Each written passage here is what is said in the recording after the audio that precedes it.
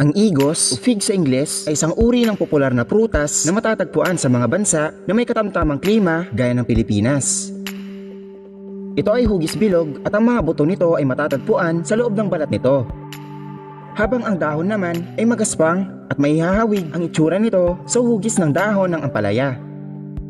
Iba-iba ang kulay ng igos. May kulay lila, berde, dilaw, at pula. Ito ay isa sa mga paboritong lantakan ng mga tao dahil sa tamis at sarap na taglay nito. Ang igos ay isang biblical na uri ng prutas na nabanggit sa iba't ibang mga verses sa Bible. Gaya ng ibang mga prutas, ito rin ay binibenta at karaniwang mahal ang presyo nito. Ayon sa aking pananaliksik, naglalaman ito ng iba't ibang benepisyo sa kalusugan, kabilang na ang bitamina at mineral na matatagpuan dito, gaya ng vitamin K, vitamin A, fiber, potassium, at iba pa. Ito ay maaaring kainin ng direkta nang hindi na binabalatan.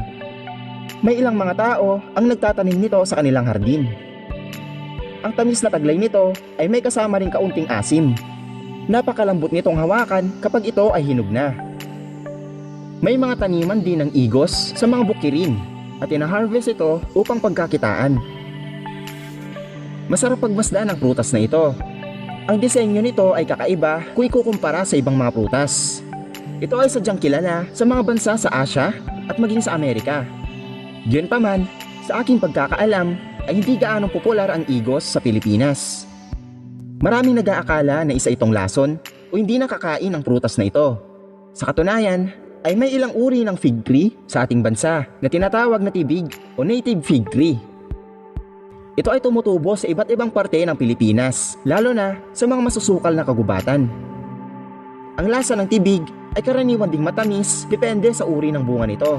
Samantalang ang lasa naman nito kapag hilaw ay mapait.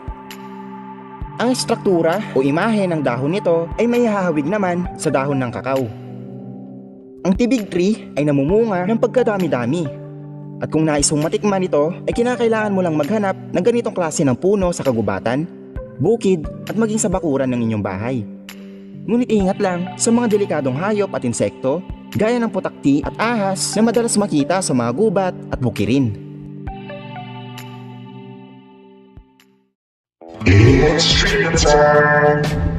Alam niyo bang merong 800 na varieties ng igos sa buong mundo? Oo. Bukod dito, alam niyo bang ang Ficus ulmifolia ay isa ring uri ng wild fig na nakakain din? Ito ay karaniwang makikita sa iba't ibang mga lugar sa Pilipinas, kabilang na ang bukid at tabing ilog. Kapag hinog na ang mga bunga nito ay nagiging kulay lila na medyo maitim. Matamis din ang lasa nito at masarap.